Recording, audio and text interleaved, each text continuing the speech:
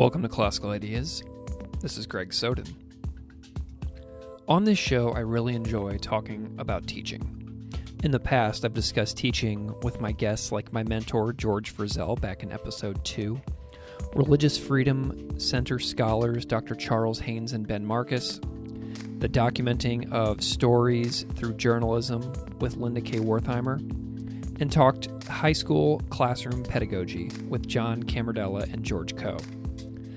I'm working on doing a middle school teaching episode this summer, but today's topic is the college classroom. When it's done well, the amount of thinking, planning, and organizing that goes into a semester or a year of teaching is almost indescribable. Good teachers comb through the vast canon of literature from every field, think about assessments, think about engaging class design to maximize in-person time, and many also go above and beyond to build relationships with their students. Running an effective course or classroom is a huge accomplishment. As a teacher, I'm always looking to improve my own practice, and I see these conversations as a way to learn directly from my colleagues who teach all age levels. Last summer, I followed a religious studies professor named Dr. Chris Jones. Not just because he is a religious studies professor, but because his Twitter bio included the words pedagogy junkie. If you haven't heard the word pedagogy, it means the practice and method of teaching. Following Dr. Jones's Twitter, I also became acutely aware of how seriously he takes his responsibilities as a steward of learning. He is a forward-thinking advocate of student wellness and is not shy about ways he thinks higher education can better honor and respect the realities of college students who face stressful lives or challenging circumstances. The topics in this conversation with Chris include effectively planning semester-long religious studies courses at the college level, finding a work-life balance as a student-centered educator on a college campus, and doing one's best to make life better for everyone on college campuses, professor, staff, and student alike. Chris Jones holds a Bachelor of Arts from Oklahoma Baptist University, a Master of Theology from Garrett-Evangelical Theological Seminary, and a PhD from the University of Wisconsin-Madison. He is the sole religious studies professor at Washburn University in Topeka, Kansas, and he generously took time out of his spring break to talk to me about his role as a professor. So without further delay, please enjoy this conversation on teaching with Dr. Chris Jones.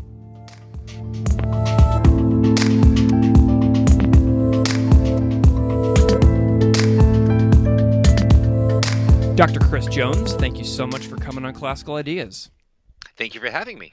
Can you just spend a moment and introduce yourself, where you are, what you do, and what your specialties are? Yeah, so I am Assistant Professor of Religious Studies at Washburn University in Topeka, Kansas, and Washburn is a regional public university. In fact, we are the only municipal university in America outside of the CUNY system, so we're kind of a special snowflake in that respect. And so I am the only religious studies professor at Washburn. We're a relatively small public university, so I teach everything. My specialty is the social history of early Judaism. I do some work in theoretical approaches to nationalism and spatiality, but really here, the brunt of what I do is teaching a wide range of introductory classes to religious studies as the only religious studies faculty member. I know that you sort of have like a collaboration with the philosophy department there, right? Well, I'm a member of the philosophy department. In fact, when I arrived, we were the Department of Philosophy, and now we're the Department of Philosophy and Religious Studies. So we've made the letterhead, at least. But yeah, we're in a department together, and that actually reflects like some changes in the field of religious studies. Like 40 years ago, religious studies was thought of largely as an adjunct to theology, and so it was often lumped together with philosophy. The idea was that we're all searching for truth together, so we might as well be in the same department. And today, religious studies is really more of a humanistic and social scientific discipline that studies people in relation to whatever this thing called religion is.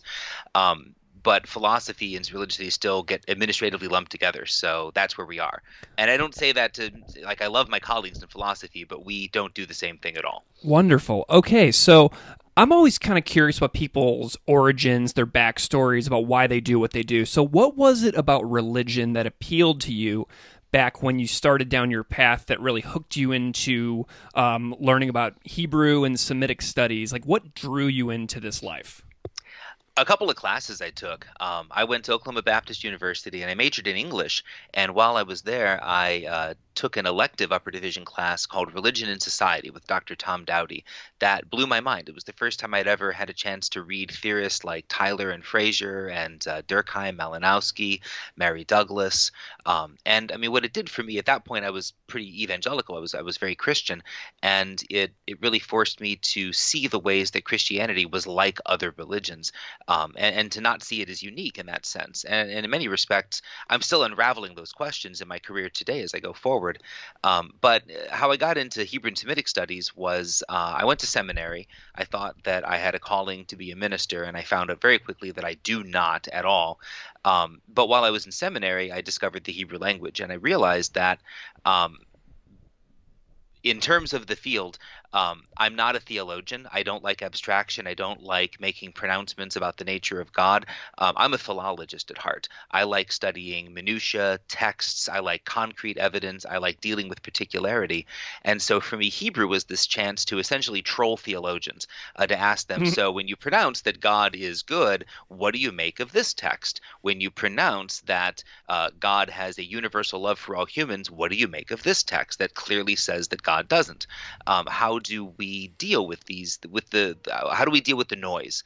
I'm really much more of a noise guy than a signal guy. I like dealing with the noise. So I ended up doing Hebrew and Semitic studies at UW-Madison, and while I was there, I got involved in Jewish studies and yada, yada, yada. I ended up writing a dissertation on Ezra Nehemiah. Wonderful. Okay, that's so cool. So you're going through the PhD at UW-Madison, correct?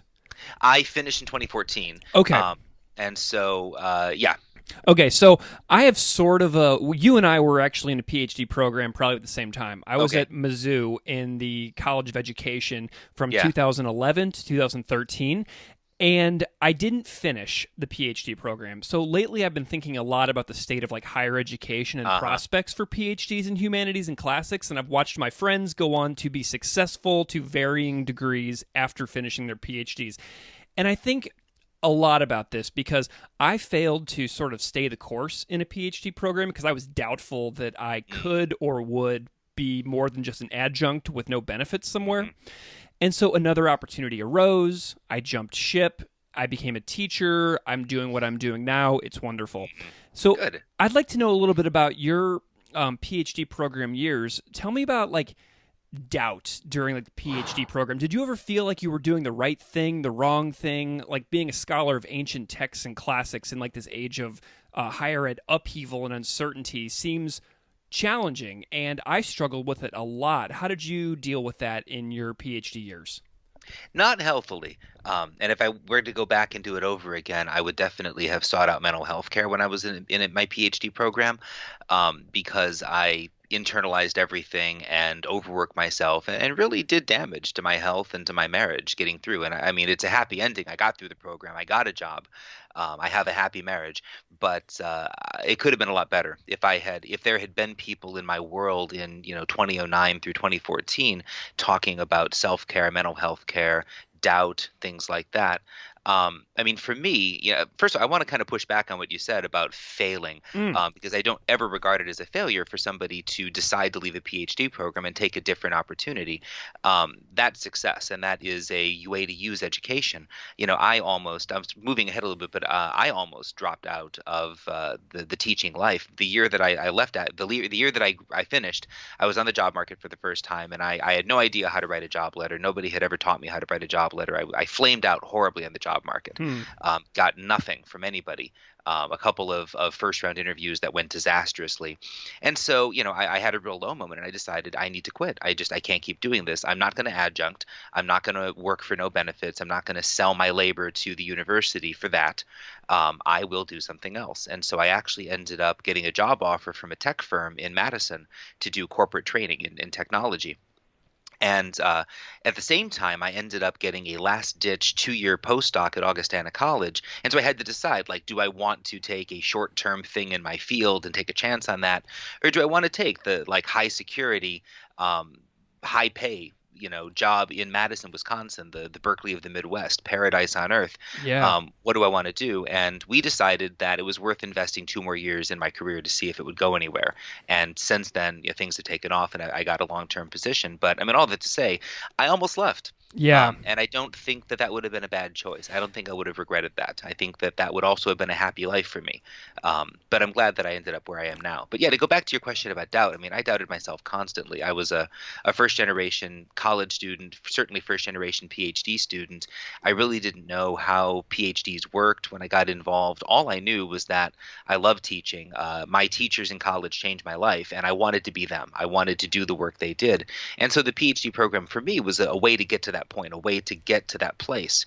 And, so while I was doing my PhD, I mean, so the stock market crashed, and humanities higher ed crashed, and the job market collapsed. And then in Wisconsin, the big labor protest occurred, where essentially the governor successfully attempted to dismantle much of the UW-Madison, get rid of public labor unions as much as possible, things like that. And for me, that moment was really a catalyst, because it made me realize that I believe deeply in public higher education. I believe deeply in humanities education. And for as long as I can make an honest middle-class living doing this work, I believe in it, and I'm going to keep doing it, even if I do doubt myself, even if I do doubt the future of it. I think it's worth doing, and I think that it's vitally important for American democracy that people are doing it.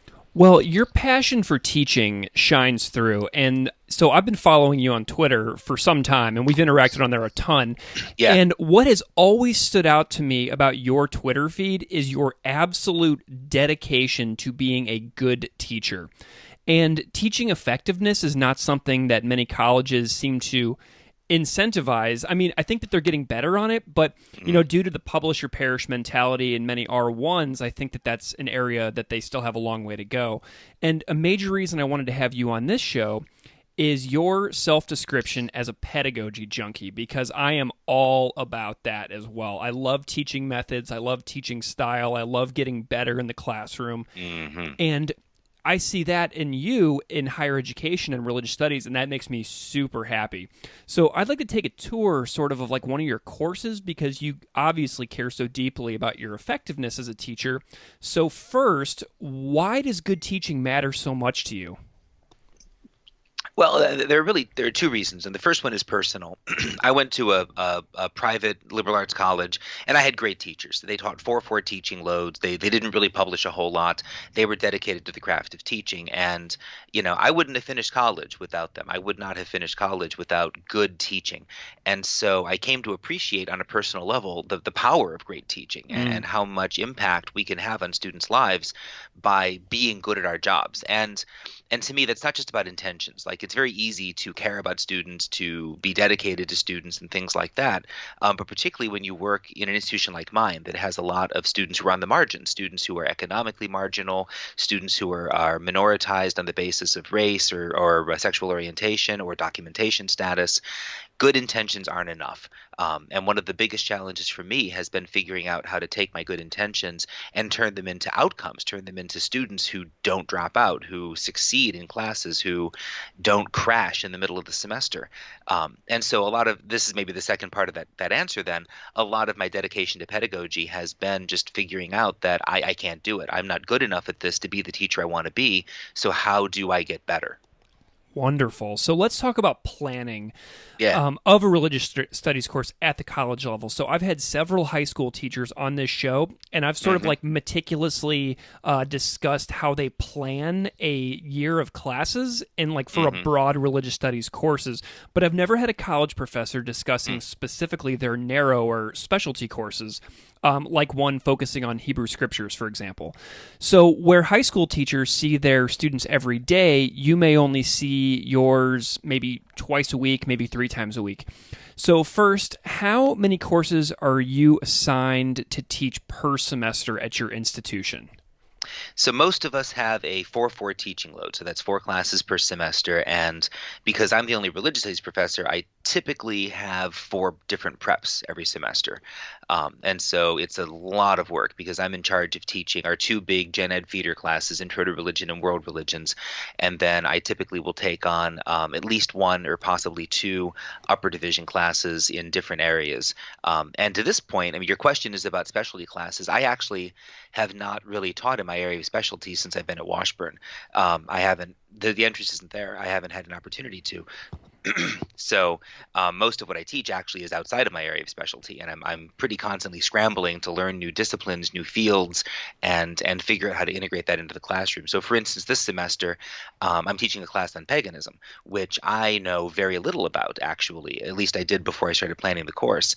I decided to teach the class because I had a lot of students who were interested, and I realized that if I could capitalize on that interest, I'd have an opportunity to attract majors and build a program, which is very difficult as a one-person show at a small university that it has a very pre-professional focus. And so I guess I could launch into then talking about how I planned this course because this is a higher upper division class, very specialized. And so for me, that started with a lot of very broad reading, trying to figure out, what is the state of the dialogue in pagan studies in 2019, and then identify a couple of areas to drill down and to focus the class in. And that would have affordable textbooks that students could afford to actually own and buy and read. So, those are in many respects the first stages of the process. And then for me, I am a big believer in backward design. I've actually myself, Jane Webster, and Brooke Lester have published a book on backward design in the biblical studies classroom. So, whoa, cool. Yeah, it's Understanding the Bible by Design. Plug, there you go. Nice. Came out in 2015, I believe. Anyway, so this is so I often start by thinking, okay, so what are the big ideas that students ought to take out of this class? Like what enduring ideas do I want them to wrestle with after they take the class? And in the paganism class, it was really this one central question.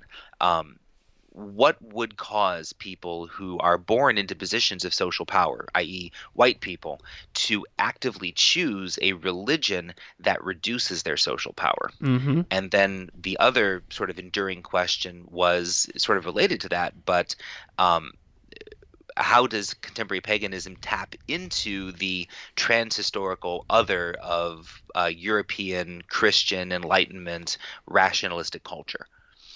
Okay. And then everything works backwards from there, identifying specific texts, identifying specific curricula, and then planning out individual classes.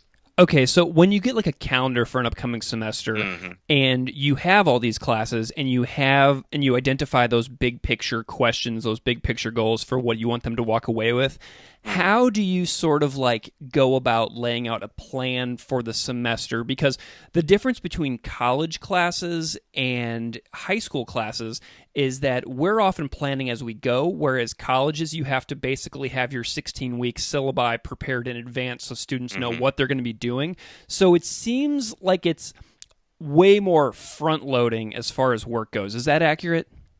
It is somewhat. It's a lot of work up front to plan out a college class because you do have to commit to a schedule early on, commit to a series of assignments. And the worst thing is when you try something in a college class and you realize by week 2 it's not going to work. But now it's in the syllabus, and so you're pretty well committed to it. So you really do have to think carefully about it before you start. For me, I'll generally figure out how many individual sessions I'm going to have with students, and then try to fill those in with essential content that I need, and then figure out how to organize that in terms of a reading load across the textbooks and things like that. And I mean, there's no linear process. A lot of it involves, reading through a possible textbook, adopting it, and then figuring out how it might break down into individual sessions, how it might have some coherence. In this class, the ethnography that I chose, Witching Culture by Sabina Magliocco, hit at a pretty high level. So I realized I was going to have to spend a few weeks just prepping students to dive into that book. And so that part of the class I could have done better. I'm already through that, and so I'm reflecting on it now. I sort of threw them into the deep end with a lot of primary sources. I had them reading primary source Viking myths. I had them reading primary source Celtic myths, and they really struggled to find their feet in a lot of this material. But I wanted to give them a historical narrative of various, former things that were regarded as pagan by Western culture, so that when they got into contemporary paganism, they'd have a vocabulary for this stuff already. And I think that has worked out. They're getting the Magliojo book, which is to say, like in terms of planning, it was a lot of work to figure out what do these students who have had a religious studies class before but have not studied this topic before, what are they not going to know when they get into the book I really want them to read? Gotcha. Okay, so when you are deciding texts, I mean, this is extraordinarily challenging. I mean, just for me, choosing one version of the Tao Te Ching to teach in a class is like a nightmare. So how do you decide what texts are most appropriate for any class, like in advance of ever meeting your students? Like if you're planning in the summertime, you don't know what students you're going to have next semester. How do you sift through this gargantuan amount of material and just give it your best shot? Like how do you decide and make that best guess? Well, I narrow it down some by just excluding almost anything that is published as a textbook. I really don't like most of what is marketed as university textbooks out there. I think most of it is dry, it's overpriced, it's infantilizing. It's primarily marketed to professors with supporting materials that make our jobs easier, but they don't engage students. I don't find that textbooks are very useful. I tend to like to use authentic materials in my classes. And so in terms of knowing my students, that's difficult when you start an institution. But once you've been at a place for a couple of years, you generally know who they are. You know where they're coming in at, and you can figure out what level is going to be appropriate for them to get into a topic with. So in my intro classes, I presume nothing about what my students know going in. I assume that they have never even heard of religion. And so we hit on the very, very bottom and try to build up from there. And so I tend to use ethnographies or memoirs in those classes because they're very accessible. They're written to be read by a popular audience, but they deal with complex ideas. And then I can provide scaffolding around that in the classroom to help them develop the disciplinary vocabulary to think within religious studies about these primary sources that they're reading. In upper division classes, I can assume that they've had one class, but because we're a small program, there's very little sequencing of courses. So, students who take my upper division classes have had one class in religious studies. That could be world religions, it could be intro, it could be a Bible class. And so it's difficult to know exactly what they're going to know coming in. It's really more just they've had some prior scaffolding thinking disciplinarily about religion. And so a lot of it is just, okay, what habits of mind do they have and how can we build on that going in? What do you want to name drop some texts that you've had the best luck with for your intro level classes? So for intro to religion, I tried a lot of things. I tried giving them primary sources. That didn't work. I tried giving them theory. That was too abstract for them. Not too difficult, but too abstract for them. What I do now, and this is working really well, this is probably the best class I teach, I have them read two ethnographies. I have them read Dennis Covington's book, Salvation on Sand Mountain, his experience as a journalist of working with Appalachian snake handlers, and I have them read Mama Lola by Karen McCarthy Brown, an ethnographic study of Haitian voodoo in New York. And the logic behind that is really twofold. First of all, it's salacious, it's exotifying, and it brings students in the door. I have pressure to maintain high enrollments, and taking the class in snake handling definitely brings students in. They're curious. Oh, yeah. But what it does is it allows you then to facilitate encounters with these very other communities. To my predominantly white, predominantly Christian Kansas students, they can see the humanity of these various communities, and more importantly, they can observe the complexities involved in studying the other. And so the Covington book largely functions as a foil. Covington does not do a good job as a scholar of religion of studying another community. He dives into it and wants to join it and is excited about it. And then once he realizes that it's not what he thought, he backs out and judges it, which is exactly not what we do as scholars of religion. So I want them to understand that studying humans means engaging with them, but it also means changing them in the process. You cannot study another person without inserting yourself into that conversation, and the discipline of religious studies largely functions to give us a framework and a vocabulary for facilitating that conversation in a way that is respectful of other people. So that's basically that course in a nutshell. And those books work well because they're accessible, they're intrinsically interesting, and they facilitate cross-cultural encounters. Awesome. So say that a class, say you have a class session, like a 50-minute or 75-minute or whatever it may be on that given day, and students leave the classroom. How do you decide, as the professor, what do you expect students to do before the next class? Like, how much outside work do your students do? How much do you emphasize that? What are students doing outside of your class in order to be prepared for upcoming classes? I have found that less is more, particularly in my context where students are very busy. Most of my students have jobs. Many of them have families. Many of them commute.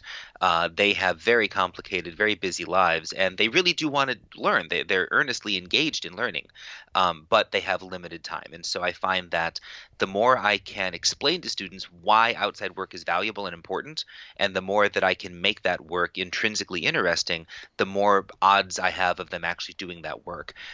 So the way that I structure an hour of class is I start every class period by having students do what I call a right to learn exercise. And this is a closed book, short response to a prompt based on the reading that was assigned for that day. And the idea there is twofold. It's to hold them accountable to do the reading before class. And I tend to ask sort of broad questions that allow them to fill in what they remember so they can get partial credit even if they read 2 pages. I want to give them credit for whatever they're able to bring into the classroom. But then the other thing about that is that it allows me then to build discussion off of that. So generally, I always have them work in assigned groups. I find that works way better for facilitating group discussion. And then I have them do the right to learn. I collect it some days I don't. And then I have them talk about what they wrote with their small groups. And I check in with the small groups and then figure out kind of where the class is at with the topic. And then I try to build a whole class discussion out of whatever they've put in so far.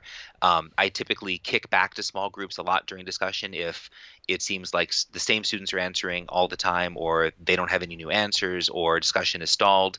We'll go to a new prompt and they'll go into small groups again. And so that way, students feel themselves driving the conversation.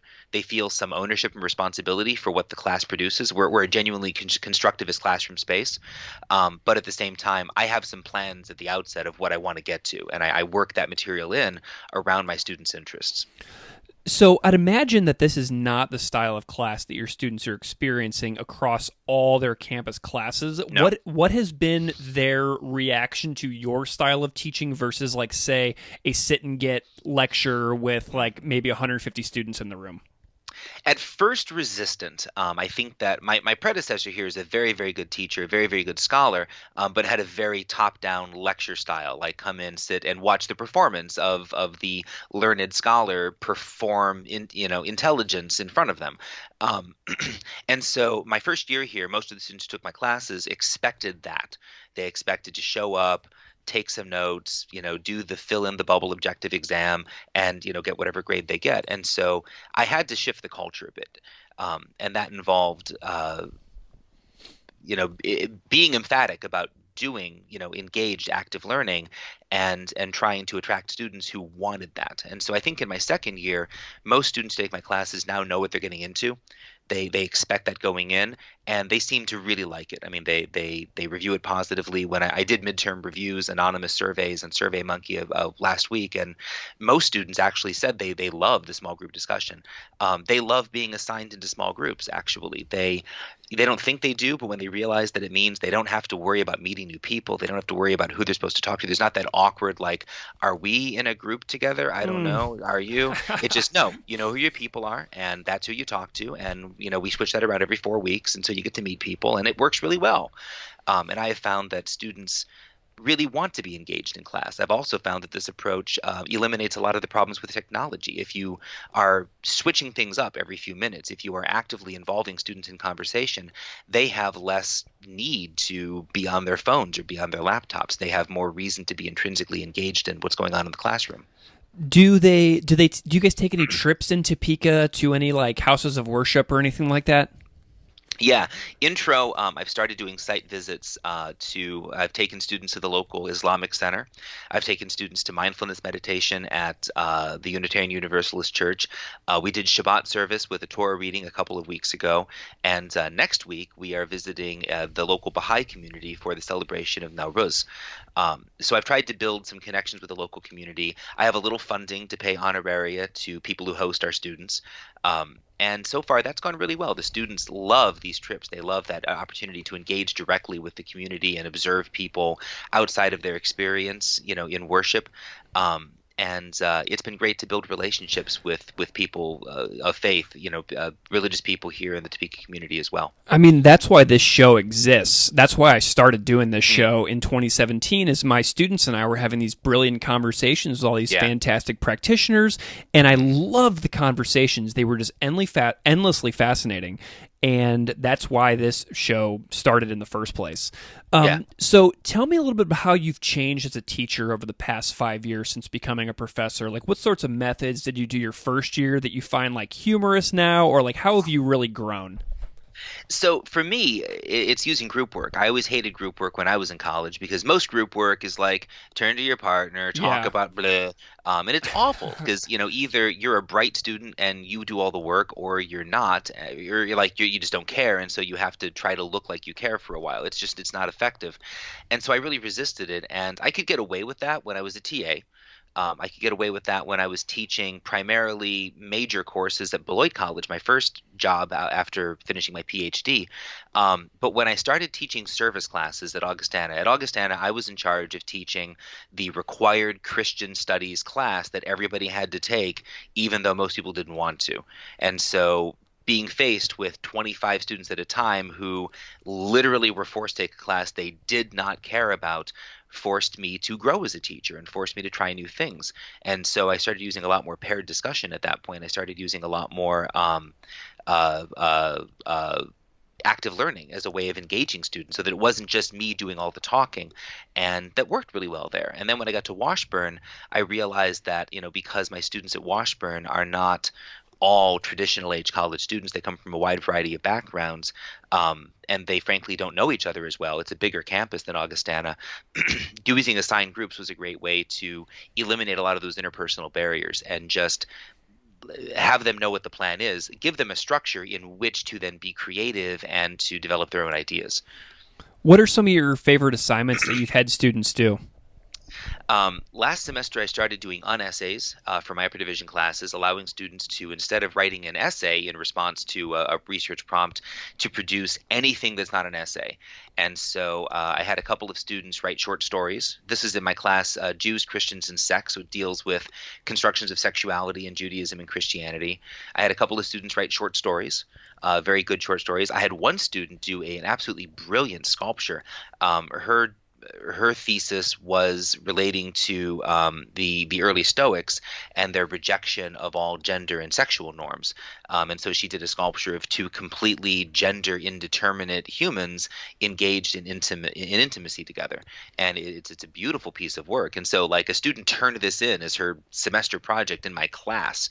I feel very humbled by that. So that was, I thought, really successful. I'm doing that again in my paganism class. And so I've got one student who's going to do a documentary. I've got one who I think is going to do a bricolage, and we'll see what else students come up with. Wonderful. I may have to share some of my past assignments that I've had students do in my classes because, I've got statues or sculptures of the Buddha. I've got scrolls that students made of the Torah and like wrote out and like learned how to like write in Hebrew to like recreate a part of like a Torah scroll. And it's just wonderful watching what people can come up with when you just sort of like throw those norms out the window, isn't it? Yeah. I love it. Okay, so on Twitter, like where we first met, I've noticed that you are very, very open and inviting towards your students, and that you seem to genuinely care about them, their well-being. You are an advocate for students online. You talk about their health, you talk about their happiness, you talk about their education. And in like a syllabus, you invite them even to like text you. So I mean, you're putting yourself out there. So tell me a little bit about your philosophy of what types of barriers you have with your student, how personal the relationships get, and how you manage like a work-life balance as such an open and inviting professor with also such a high teaching load.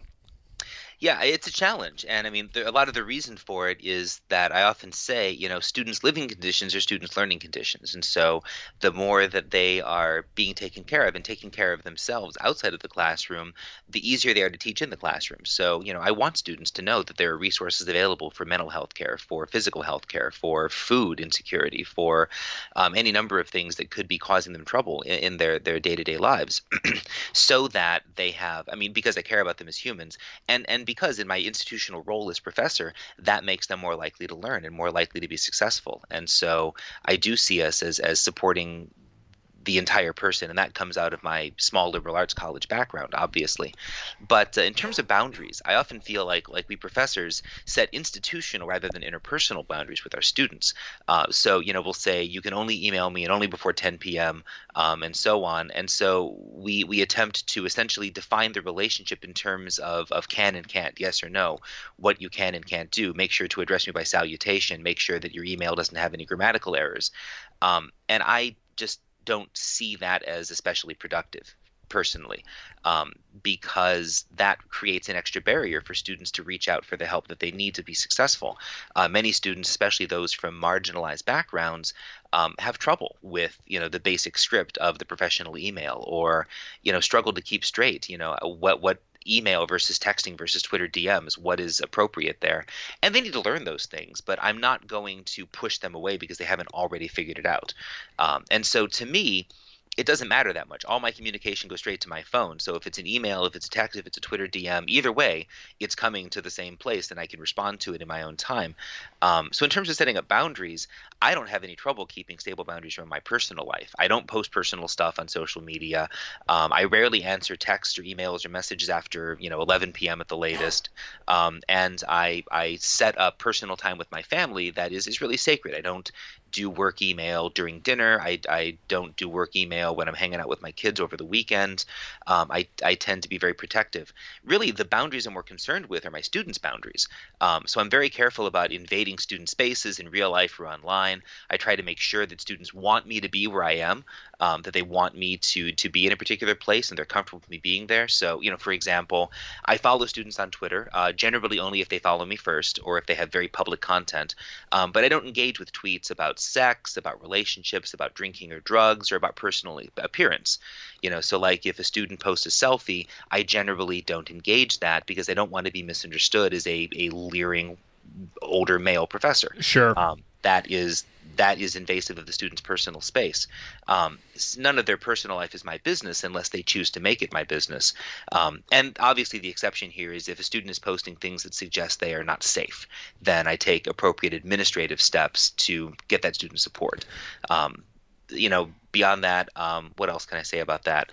Oh, I hold office hours in the library in a space that is usually inhabited by students, but I have a sign that says like office hours, the professor is in. So students are clear why I'm there. I'm not some random old dude hanging out in the student part of the library. I'm there to be accessible to students who want to talk to me. And the last thing I can say is that, students often share personal details about their lives with me because they learn to trust me. They find out that I'm a safe person to talk to. So I always make it clear with students that they're always welcome to tell me things, but I will never ask them personal questions. It's not my business to know anything. They don't have to share anything with me that they don't want to. And then typically, as soon as I've identified what a student's issues might be, what a student might be struggling with, I try to get them to somebody who can help them. So if it's mental health, I'm not a clinical practitioner. I can't fix depression or anxiety. Let's talk to counseling services. If it's fear for safety, if it's, an abusive relationship, let's go talk to the campus advocate who can then put you in touch with legal resources. If it's immediate safety, let's call WUPO. Let's call the police, and so on down the line. So I very much function as a form of triage for students. What help do you need and how do I get you in front of the person who can actually help you?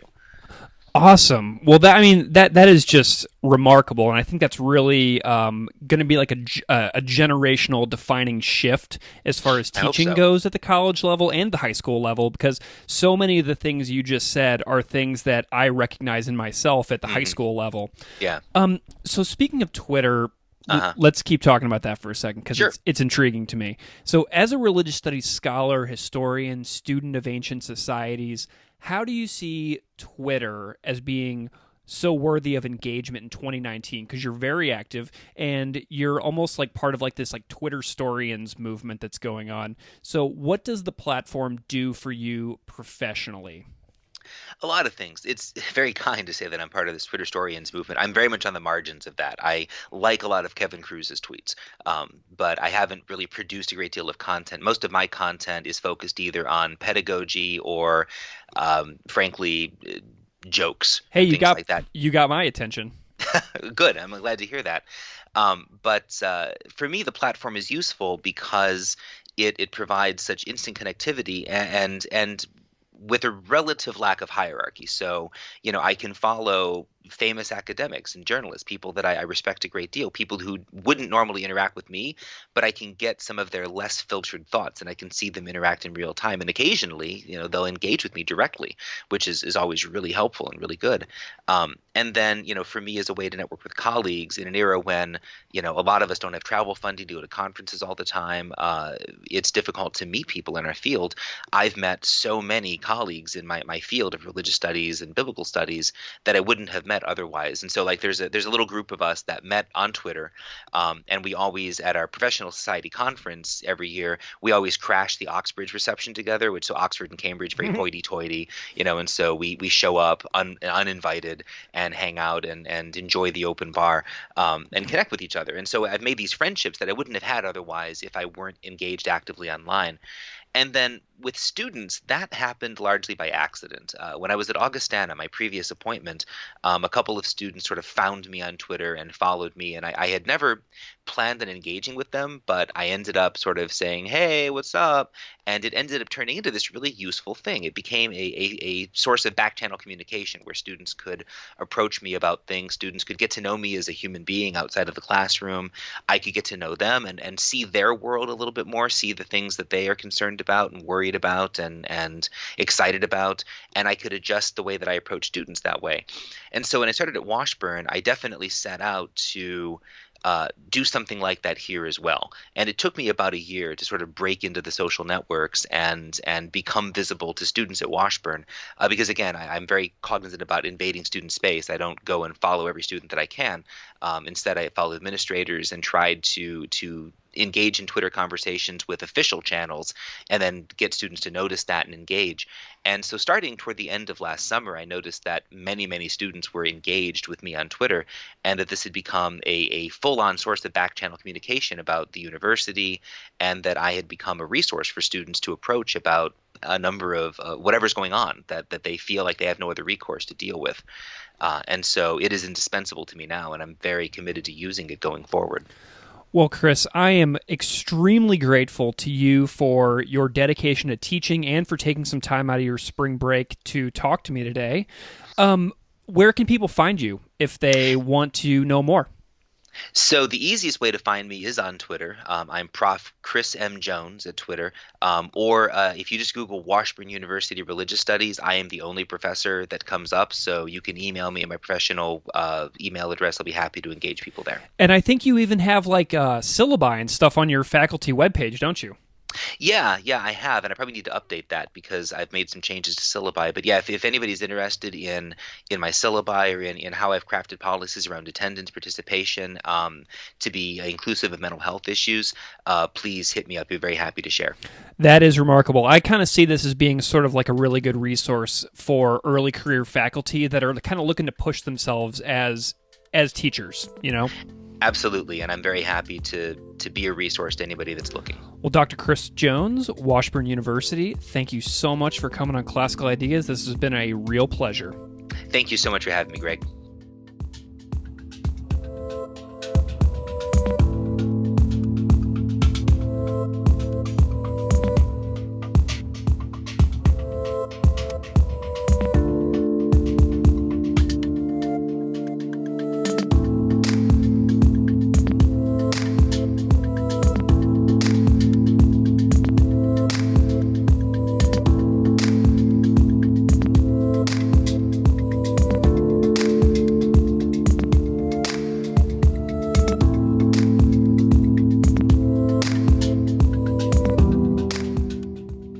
Classical Ideas is produced by me, Greg Soden. Music on Classical Ideas is composed and performed by Derek Strybig. You can find his music at www.wearewarmmusic.com. If you like this show, please rate it on iTunes, Stitcher, or wherever you get your podcasts. You can email me at classicalideas@outlook.com or find me on Patreon at patreon.com/classicalideaspodcast. Thanks so much for listening.